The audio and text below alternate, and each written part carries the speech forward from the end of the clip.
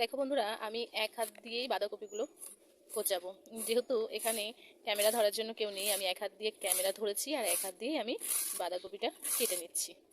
এই দেখো, তো আমি বাঁধাকপিটা কেমন করে রান্না করি আর আমি কি কি রান্না করি সেটাই আজকে তোমাদের সঙ্গে শেয়ার করব। তো তোমরা পুরো ভিডিওটা দেখতে থাকো। যে আলুটা দিয়ে দিয়েছি, এবার আমি এই বাঁধাকপিটা দিয়ে দেবো, দিয়ে এবার আমি সেদ্ধ করে নেবো ভালো করে। এখানে দেখো বাঁধাকপিটা সেদ্ধ হয়ে গেছে, আমি নামিয়ে নিয়েছি। কড়াইতে তেল দিয়ে তেজপাতা আর পাঁচফোড়ন দিয়ে দিয়েছি আর দিয়ে দিয়েছি চেরা কাঁচা লঙ্কা,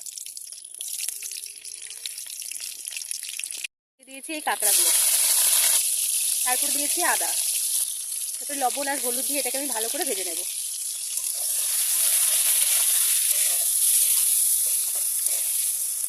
ভাজা হয়ে গেছে, এবার এর মধ্যে আমি কিছু গুঁড়ো মশলা ভিজিয়ে রেখেছিলাম, সেই গুঁড়ো মশলাটা দিয়ে দেবো, যেমন ধরে গুঁড়ো, জিরে গুঁড়ো। একটু নাড়াচাড়া করে নিয়ে এবার আমি বাঁধাকপিটা দিয়ে দেবো মধ্যে।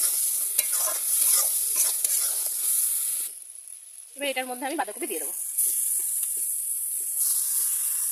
দিয়ে এবার এটাকে আমি ভালো করে মিশিয়ে যতক্ষণই বাঁধাকপির জলটা না মরে যাচ্ছে ততক্ষণ একে আমি ভালো করে কষাতে থাকবো। কষানো হয়ে গেলে তারপরে এটাকে আমি তার মধ্যে অল্প একটু চিনি দিয়ে দেবো, দিয়ে তারপরে এটাকে আমি নামিয়ে নেবো। বাঁধাকপিটা আমার হয়ে গেছে, এবার এটাকে আমি নামিয়ে নেব। আজকের মেনু হচ্ছে লাল শাক, কাঁকড়া দিয়ে আলু দিয়ে বাঁধাকপি চচ্চড়ি, আর পটল আলু মাছের তরকারি, আর সাথে আছে লেবু আর লঙ্কা। যদি ভিডিওটি ভালো লাগে তাহলে অবশ্যই আমাকে লাইক, কমেন্ট আর সাবস্ক্রাইব করবেন।